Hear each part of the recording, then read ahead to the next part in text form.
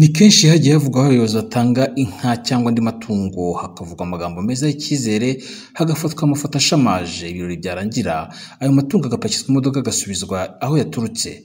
Muri raporo hakagaragaramo ko abaturage bayahawe, hakanavugwa byinshi bashima, ariko nyamara abanyakujya bari bagenewe batarigeze banamarana umunsi umwe nibura. Uretse nyuma yaho ku baduhaye inka, baduha inka nazo bahita ko bazisubiza. Ni kenshi kandi hagiye havugwa bimwe amatungo cyangwa se ubundi bufasha ngo ntibubakwiye, kandi nanone hakavugwa abahabwa amatungo meza ibirori byahumuza, hagacaho iminsi bakaguranirwa hakaza amatungo y'iminanu adafashije. Ni kenshi hagiye havugwa ahubakwa ibigega by'amazi cyangwa se inzira z'amazi, ariko amazi agashyirwamo umunsi umwe gusa iyo habaga basuwe cyangwa se bari busurwe n'abakomeye, bamara kuhava amazi akongera agafungwa. Ese biterwa n'iki? Iyi nkuru ya Inyozi iti Kamonyi baravoma ibiroha nyamara miliyoni zisaga 20 zari zagenewe kubaha amazi meza. Iyo nkuru iti miliyoni zisaga 20 zasohotse muri VUP zigomba guha abaturage amazi, ariko imyaka ibishize ari 2 bavoma ibiroha kandi amafaranga yaratanzwe. Ese amafaranga bagiye he? Abayarigitiye he? Abayarigishijwe nande? Bikurikiranwa nande se? Inkuru ya igiti Burera baheruka amazi meza ubwo Perezida Kagame yari yabasuye. Ese amazi byagenze bite kugira ngo ategereze ko umukuru w'igihugu abasura ngo abone kuboneka? Ese niba yarashyizwemo n'abantu, abo bantu aho bayakuye kugira ngo bageze ku baturage Perezida ari busure, nyuma yo kuhava bayasubije bajyana he? Ese aho bayakuye ntiyari yakiboneka ndi? Inkuru y'umuseke iti Rusizi baheruka amazi meza mu myaka 4 ishize, ubu bakaba bavomeraho n'amazi mabi y'ibishanga. Biterwa n'iki? Haba habuze iki? Indi nkuru yagiye iti abatuye mu murenge wa Rweru baheruka amazi Perezida Kagame yabasuye. Aya mazi ko atari buza yikoreye, atari uyagendana ngo yabashyikirize, ko aba yarashyizeho inzira zituma bagezwaho, ndetse bakabimwereka ubwo abasura berekana ko ayo mazi ahari. Inzira zikoreshwa kugira ngo amazi abagereho zibuzwe n'iki gukomeza gukoreshwa ngo n'igihe hatabasuye n'igihe yahavuye ibyo yijejwe ko abaturage byabagezeho babigumane? Habura iki? Byicwa nande? Ese nibura abo bamubeshya ko abaturage bahawe amazi babasuye bakamubwira bati y'amazi twahaye abaturage twarongeye turayabaka? Uku gukorera ijisho, gutekinika no kubyitwa rubanda ntibiri kubahabwa amatungo gusa, ahubwo n'ibikorwa remezo ahubwo bimurikwa gusa by'umunsi umwe, ubundi bigasigara ari amateka. Nyamara abayobozi bakuru, abashyitsi b'imena cyangwa se abaterankunga bo bagataha bibwira ko ibintu byose ari bizima. Nyamara iki kinyoma cyo gukorera ijisho akaba ari cyo gituma bamwe mu baturage batinda haraba barakare kandi batarabyigeze no mu nzozi, bakisanga ari abihebye nyamara bitari uko banze kubaho, ahubwo batambamirwa kubaho n'uwakabafashije kubaho. Mu mashusho dufite imbere yacu wasobanura ukuntu abasigajwe n'amateka, abo buri munyarwanda wese azi ko babayeho nabi cyane, kuko biganjemo benshi bo mu cyiciro cya mbere cy'ubukene, benshi batize, benshi bataramba bagakenyuka ku bw'imibereho mibi baba barabayemo mu myaka yose kuva bakivuka. Byakwitwa ko babonye uko bagezwaho itungo, umuyobozi akanezezwa no kuzana amatungo bakifotorezaho, ariko bikarangira umuyobozi asubije ayo matungo nk'aho ari indabyo z'umutaka bayazaniye abo baturage. Iki cyasobanuka gite? Byasobanuka bite ko umuyobozi agira ingengo y'imari yo kubakira batishoboye, muri iyo ngengo y'imari hakabamo amafaranga yo kugura amabati, aho kuyabagurira akajya kureba imisazirwa yahoze kubikwa akaba ari yazanira abaturage? Byasobanuka bite? Ayumye ndayiyubakira. None nta sakaro baguhaye?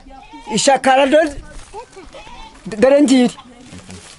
Wenda ufatira wenda ntabwo naragitanye nayo. Baguhaye amabati? 7. Utenya kuzasakara ryari? Nimara gukira n'umudugudu mukanya ndamubwiye ngo ndashaka n'ubundi amereze uduti n'ubundi nisakare, nimara kuyasakara babone n'ubundi kisakaye. Byakumvikana bite? Byasobanuka bite ko umuyobozi agurira abaturage matera zakoze zimaze imyaka gaheshyi ngo nizo agiye guha rubanda rugufi rutishoboye? Ese izo zakoze kandi zishaje zibarizwa muri iduka? Baduhitana irutunga ku murenge, tugezeyo baduhaye mato indi yacikaguritse iriye.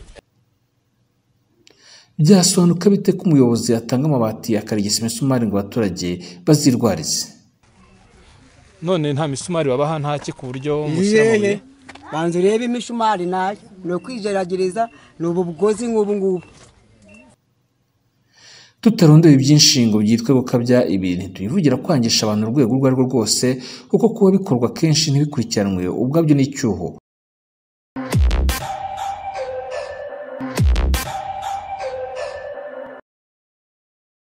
Iki kiganiro turimo mu kanya mwabonye amashusho abagaragariza bimwe mu bikorwa bikorerwa abaturage bakitwa ko bahawe impano, inkunga cyangwa se bagejejweho ibyo basezeraniwe, ariko rimwe na rimwe bikaba iby'umuhango, ibirori byarangira bigasubizwayo abaturage bagasigara amaramasa nk'uko bamye bari. Iyi ni Pax TV IREME News, ijwi ry'abativugira. Njyewe ndi Ntwari John Williams. Aya mashusho twifashishije nawe nafashe mu myaka 5 ishize, ariko nubwo ari jye wayafashe nkanatunganya ikiganiro. Amashusho bwayo n'umutungo bwite w'umuryango IMPO nayafashe ubwo mu myaka ishize nakoraga akazi ka consultant in mass media and communications, nkanakora consultancy mu gutegura ibiganiro bya radio na za televiziyo bikurira abantu ku giti cyabo cyangwa se organisation na institutions. Umuryango IMPO wakoze ikiganiro twakwemo amashusho ntiho rugamije kunenga icyo cyose, ahubwo ikiganiro cyawo cyakozwe mu nzira zo gutangaza ibikorwa byagezweho mu buvugizi bwifashishije radio, ubuvugizi bakoreye abasigajwe n'amateka bashinzwe kureberera. Tugiye kugezaho ikiganiro cyose kirambuye cya IMPO uko cyakabaye. Hagati aho tukaba twafashemo gusa amashusho make tugamije gukebura no gutesha abayobozi batobera abandi, kandi mpamya neza ko gavana cyangwa minister atari gutuma abayobozi ngo ibyo mugiye guha bari abaturage mu binusure, mu bigavure se cyangwa mu gifotorezo mu bigarure. Bisobanuye ko hari benshi bakora ibyo batatumwe n'ubuyobozi bwo hejuru n'ubwo bibwitirirwa kuko zituka mu nkuru. Birumvikana ko umunyarwanda hari hose icyo yasaba ubuyobozi bufite mu nshingano cyangwa se ubuyobozi bukuru muri rusange ari uko bwagira uruhare mu gukurikirana ko ibigenerwa rubanda, ibigenerwa abaturage bageraho bitazimiriye mu nzira. Dukomeje ku kiganiro kirambuye cyishyirwa mu bikorwa by'ubuvugizi bwakozwe na IMPO.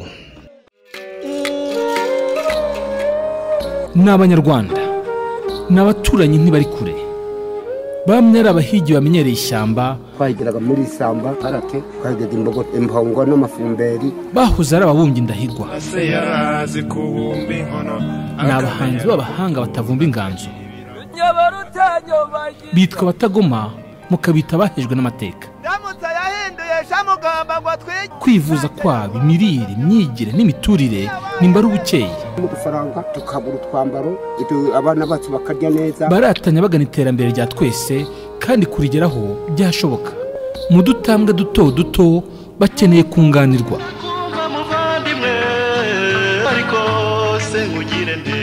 bakeneye kumvwa hakagira n'igikorwa. Babayeho bati muzamuko wacu ntimukwiyambazanya. Mu kwezi k'Ukuboza mu mwaka w'ibihumbi 2015 ku bufatanye n'umuryango witwa World Association for Christian and Communication hamwe na IMPO hatangiye umushinga witwa Poverty Mapping and Advocacy for Baduhaye Community using radio program. Uwo mushinga wari ugamije muri rusange gukora ubuvugizi ndetse no kureba ibibazo bitandukanye abatwa bagenda bahura nabyo mu gihugu, ariko hakibandwa ku buvugizi. Ese ubuvugizi bwari bugamije iki? Bwakozwe bute kandi bwatangiye mu zihe nzira? Twahuguye abantu 45 batandukanye baturutse mu turere dutandukanye. Abo bantu tubaha amaradiyo, tubaha amatelefone kugira ngo bajye badufasha hagize ikibazo kibaho batumenyeshe kuri telefone, bakurikirane ibikorwa biri kubaho muri communities imbega aho batuye, bagende batubwira ku matelefone, kandi banakurikirane n'amakuru ari kuba, nibiba ngombwa mu biganiro batange amakuru atandukanye, cyangwa ni habayeho gufungura umurongo wa radio babe batanga igitekerezo ku bijyanye n'ibikorwa biri kubera mu midugudu wabo. Nitwa Nibiri Jeanne Pomseni, nkaba ntuye mu mudugudu wa Gabiro, akagari ka Cyeru, umurenge wa Rwamiko, akarere ka Gicumbi, mu ntara y'Amajyaruguru. Nahuguwe n'umuryango IREME bampuguye ku buryo nakorera ubuvugizi abatwa. Bampa iyi radio ngo nge numva aho igihugu kigeze, amakuru nyakurikirane ibiganiro ndetse n'iyi telefone nayihawe na IREME. Ubu rwose harimo inomero nyinshi cyane, guhera ku nomero z'abayobozi bo mu rwego rw'umurenge, cyane cyane nkunze kuba mfite nomero z'abacayimani b'imidugudu, ab'imirenge, uturere ndetse no ku ntara, naho mbashije kuba mfite iyo nimero z'umwe mu bayobozi b'intara. Ibibazo nabashije kwakira nkabitanga nkabigaragariza inzego z'ubuyobozi, nuko nshingiye nko ku murenge wa Rwamiko, amazu yabaguye hejuru, amazu aragwa mbasha kuyafotoza, amafoto yuko amazu yaguye nyagaragariza umurenge. Ubu rwose mayeje kwandika ibaruwa zigeze muri enye nsaba ubufashwa. Cyokora icyo gihe nahaganiriye na vice meya ushinzwe ubukungu, ngaragaza n'ikibazo nyirizina, ariko nkiganiyeho n'umunyamabanga nshingwabikorwa w'umurenge. Ubu rwose bari mu barazamuye inzimwe n'indi yagerageje kumbwira ko azazisana. Aha ndetse usibye no mu murenge wa Rwamiko no mu murenge wa Muko, nagiyeyo mbona n'umunyamabanga nshingwabikorwa waho, turaganira. Hari uwo witwa Munyengabe wo mu mudugudu wa Ryagoga, akagari ka Kigoma mu murenge wa Muko. Ubu rwose bamuvanye mu nzu yari yamuguye hejuru, bagerageza kumucumbikira, ariko inzu ye ubu barimo barayizamura. Radio ni ijwi ryumvwa na buri wese, ese nubwo kabone nubwo baba ataraturanye n'abatwa cyangwa se abasigajwe inyuma n'amateka, ariko yabyumvishe abasha no kuba yagira icyo abwira mugenzi we. Ikindi, i Rusizi, mu karere ka Rusizi, hari abantu batotezwaga cyane bazira yuko ari abatwa. Twabakoreye ubuvugizi biciye mu biganiro twakoze muri uyu mwaka, baza kugeraho bararenganurwa, abantu babatotezaga bashyikirizwa inzego zibishinzwe, ku buryo ubu ngubu abantu nta kibazo bafite.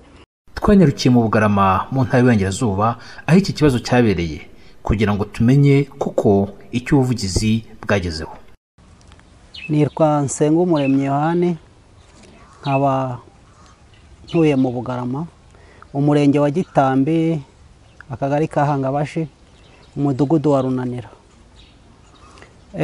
Ndashimira umuryango IREME ku kibazo wamfashije. Nari mfite ikibazo cy'ihohoterwa ahantu nari ntuye, mpohoterwa n'umuturanyi wanjye duturanye, antoteza ngo ndi umutwa, ngo kubana n'abatwa ngo bamwanduza ngo amavunja, ngo ntabwo yatura n'abatwa ngo bamwanduriza inzu. Ngo rero birangira icyo kibazo nari nkimaranye hafi imyaka 7, guhera mu 2010 nari ngifite. Ariko umuryango wa IREME umaze kukimenya, nibwo habayeho kumvugira cyangwa se kuntabariza mu zindi nzego kugira ngo ikibazo cyanjye gikemuke. Nk'irutunga mu karere ka Gasabo, twakoreye ubuvugizi, abantu baho bari bavuze yuko nta bwiherero bubakiwe. Dukora ubuvugizi dufatanyije n'ubuyobozi ndetse n'umuganda rusange, bashobora kubakirwa ubwiherero, ndetse haracyanakomeza ibindi bikorwa. Nitwa Mukajyana Jeannette. Nukuvuga ngo wese tuzina twasanze barimo bazubaka, sibyo?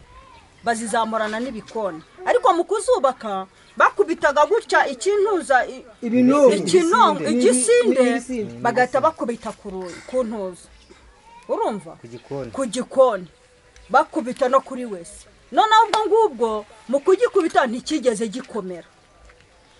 Imvura yaguye nka 3 byose biba birarindimutse, biba biraguye. Turaho twituma, tubura naho ducana, niko kwimerera kuriya. Urana ko turi hanze nta rubyezo, nta rezo dushingiyeho. Twarahagurutse rwose turivuganira. Mwavuze munyuze mu zinzira? Binyuze kuri radio, n'abasaza n'abakecuru babivuze, nubwo nanjye navuze ibyo nari mbabaye ariko njyewe nk'uko uyu mubyeyi abivuga birigaragaza ko mbere y'ubuvugizi imibereho y'abasigajwe n'amateka birutunga yari ibangamye cyane rero ntamukire ariko ubuvugizi bwifashishije radio bwatumye ubuyobozi buhaguruka hagira igikorwa. Nitwa Ndunguci Jean Pierre igikoni cyari cyano kiriho inuza ibinongo baduhitana irutunga ku murenge tugezeyo baduhaye mato ya yindi yacika guritse irihe uretse nyuma yaho ku baduhaye inka baduhinga nazo bahita ko bazisubiza. None iriya nzu tureba hariya hepfo iriya toilette yubatswe nande bigenze biti? Ni Ndunguci wayubakiye ngiye urebe ukuntu nayubatse amatafari nahawe na leta kumusa ayumye ndayiyubakira. None nta sakaro baguhaye? Ishakara dore ngiri wenda ufatira wenda ntabwo naragitanye nayo. Baguhaye amabati arindwi utenya kuzasakara ryari? nimara gukira n'umudugudu mukanya ndamubwiye ngo ndashaka n'ubundi amereze uduti n'ubundi nisakare nimara kuyasakara babone n'ubundi kisakaye. Ariko maze imisi ndwaye ariko nimba n'imbaraga nzahita ko nyesakara. Toilette ni umuhungu umugore wanjye amatafari n'umuganda wabikoze ariko ni nkangaya nyine bamuhaye nyine ahita ko abyubaka. Yitwa Shaka Emmanuel. None nta misumari wabaha ntaki ku buryo mushyiramuye? Banze urebe imishumari nayo no kwigerageza n'ubu bugozi nk'ubu ngubu. Ibi mubonye ni bimwe mu byagezweho kubera ubuvugizi bwifashishije ibiganiro binyura kuri radio, ariko si byo byonyine hari n'ibindi byagezweho. Mu byagezweho twavuga nk'aho twakoze ubuvugizi bw'abana b'indera babaga bari mu mihanda barimo bagenda bazenguruka mu mihanda nk'uko abaturage bari batubwiye. Abo bana twabakoreye ubuvugizi bagerageje gusubizwa mu mashuri. Ahandi twageze ni mu karere ka Bugesera bakoreye ubuvugizi kuko bifuzaga yuko babona igishanga bahingamo kuko nta butaka bari bafite, bifuza kubona ubutaka ariko ubutaka nubwo batari babubona ubu ngubu akarere katubwiye yuko karimo gashaka ukuntu kabubaha. Nabyo ndumva ari intambwe yatewe bitewe n'iki kiganiro. Twanyarukiye kandi n'Indera mu karere ka Gasabo, nabo hari icyo bavuga bagezeho kubera ubuvugizi bwifashishije ibiganiro binyura kuri radio. Bwaratukitumare cyane nigeze kubona ndetse n'ubufasha rimwe na rimwe. Hari abantu umuryango waje utanga kawunga, utanga isukari, utanga umuceri, utanga n'amavuta. Kuva ubuvugizi bavuye ibyo bintu byarabaye, ariko icyifuzo cyagerwaho ubundi cyasabwaga kugira ngo kigerweho ni ukuvuga ngo abari batuye hariya cya Ruzingi bari bafite aho bavanywe. Noneho bahavanywe ubuzima bwabo bukomeza kuba bubi, bukomeje kuba bubi. Rero bararekarama basaba ubufasha. Basabye ubufasha rero sinzi uburyo ibyo ubuvugizi haje gutangwa ubufasha nyine kw'ibyo bintu, ariko ubu noneho nta kintu bafite, nta n'ikintu turiho kugeza n'iki gihe. Usanga n'imibereho atari myiza, gusa uko babayeho ntabwo ari kwiza. Ko mwasabaga se ko musubizwa isambu yanyu cyangwa mugahabwa ingurane, hari icyo byaba byaratanze? Icyo byatanze nuko neza nzi ko bafashe babahaye ibyangombwa by'ingurane y'ubutaka bwabo, babaha ibyangombwa by'aho batuye kugira ngo ubutaka bubu bwabo, babahana bwa butaka bwabo, biba ngombwa ko basubiramo barabasubiza. Ndumva barabuhinga kandi n'ibikorwa birimo byose barabikoresha. Numva muri make gusa nuko ngenda mbibona mu makuru naba mfite. Umuyobozi wa IREME wungirije ati ibiganiro bya radio byadufashije cyane ariko ntibihagije. Amashusho niyo yabivuga ukuri kurushaho. Umushinga warabaye umaze nko ku kwezi kukuboza umaze umwaka uba. Ibiganiro kuri radiyo byagiye bikorwa bitandukanye, amahugurwa yararangiye, ariko nubwo ibiganiro byakozwe hari byinshi byagiye bihinduka, ariko hari n'ibindi bitahindutse. Nubwo ibiganiro byagiye bibaho kandi bigikomeza, kuko turacyakomeza no kujya ahandi hirya no hino mu gihugu hatandukanye tureba ibibazo bafite, ariko nta nubwo twavuga yuko bihagije, kuko hakenewe noneho no kubereka n'amashusho, kuko ahantu henshi nk'abayobozi bagiye babyumva, bagiye baduhamagara bakatubwira ati ntago ibyo muvuga tubyizera, kubera yuko nta mashusho babona, bumva amajwi gusa bakumva ni ibintu bitabaho, ntago baba bazi yuko abo bantu babayeho gutyo. Ariko twifuza yuko ahubwo habaho noneho ibiganiro bikajya bikora ari amajwi n'amashusho kuri televiziyo, kugira ngo nibiba nuko abo bantu abatwa babayeho mu buzima busanzwe, uko bafatwa mu bandi banyarwanda, byose abantu bose babibone, bajye babireba, babone yuko koko hakwiye kugira igikorwa. Abagenerwabikorwa nabo niko babibona, bati uko tubayeho bikwiye kujya habona, ntibifatwe nk'umugani, nk'aho dukabya cyangwa se ko twigira abana murizi. Amashusho azadufasha kugaragaza mu by'ukuri uko tubayeho, n'ubuvugizi dukora burushaho kugira ingufu. Ahubwo icyo nasaba nuko ubuyobozi bwite bwa leta bitakagombye kuba ari IREME ikora ubuvugizi gusa, ahubwo ubuyobozi bwite haba ku rwego rw'intara hakagira ubahagararira, ku rwego rw'umurenge bagahagararirwa, ndetse no mu rwego rw'akarere.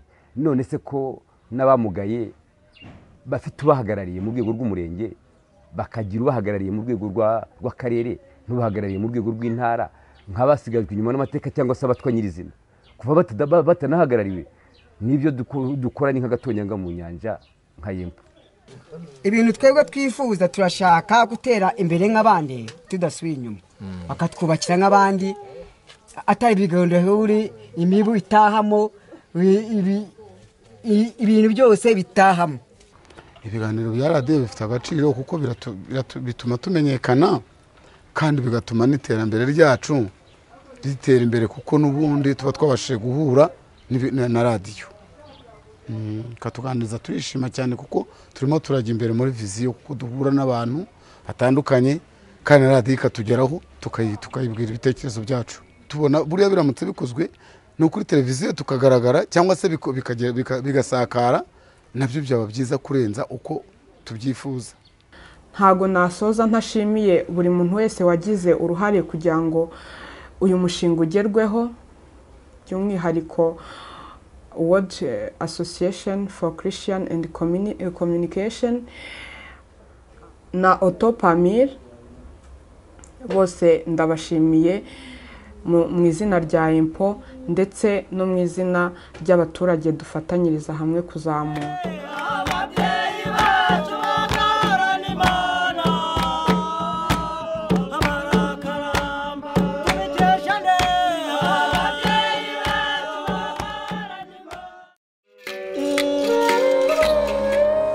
N'abanyarwanda n'abaturanyi ntibari kure, bamwe ari abahigi bamenyereye ishyamba, Twagiraga muri isamba karate, twagiraga impongo n'amafumberi, bahoze ari ababumbyi ndahigwa.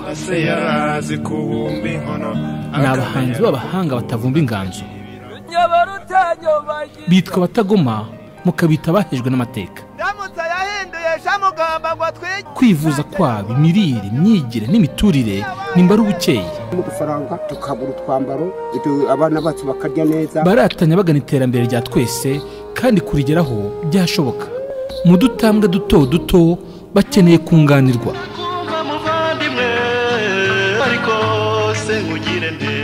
Bakeneye kumvwa, hakagira n'igikorwa.